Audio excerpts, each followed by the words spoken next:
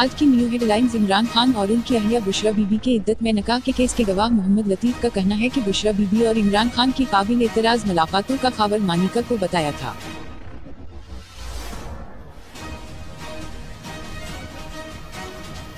अमीर जमात इस्लामी सराज अल हक का कहना है कि आज ये फिर नूरा लगा रहे हैं कि पाकिस्तान को नवाज दो, अगर उन लोगों को 100 साल भी हुक्मरानी मिले फिर भी पाकिस्तान तरक्की नहीं कर सकता।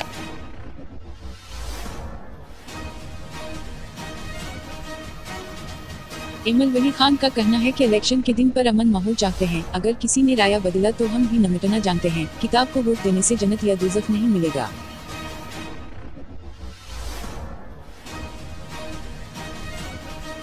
इसराइली फौज ने अमेरिका और यूपी ममालिक की सरपरस्ती में गजा फिलिस्तीन पर जुल्म और सितम के पहाड़ तोड़ दिए हैं। अब तो शायद गजा में कोई भी अस्पताल इसराइली जारहीत से महफूज नहीं है।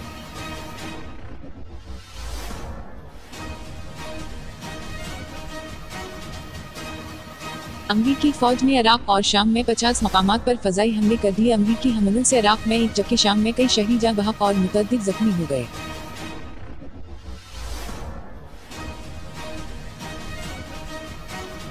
आहतसाब अदालत के जज मोहम्मद बशीर मजीद काम नहीं करना चाहते और एक मुल्क पर फिर उन्होंने छुट्टियों की दरख्वास्त दी है और ये छुट्टी उन्हें मार्च में अपनी रिटायरमेंट तक के लिए दरकार है।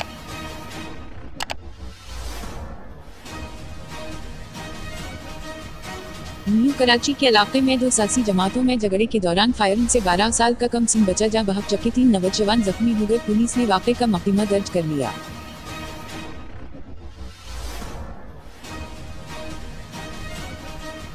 भारत में शराब पीने से रोकने पर शोहर ने बीवी को आग लगा दी। भारतीय मीडिया के मुताबिक ये वाक़या नई दिल्ली के इलाके द्वारका डबरी में पेश आया, जहां नशे का आदी शोहर अपनी बीवी का कातिल बन गया।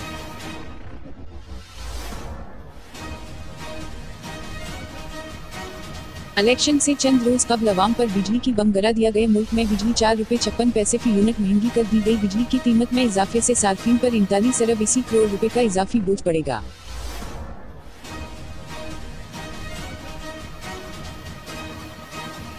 कौमी लाइन PIA को 2 हिस्सों में तकसीम करने का मंसूबा। इलेक्शन से पहले वफाकी काबीना PIA के कलीदी ऑपरेशंस की फरोख्त के लिए लेन देन के तरीकाकार की आइंदा हफ्ते मंजूरी देगी।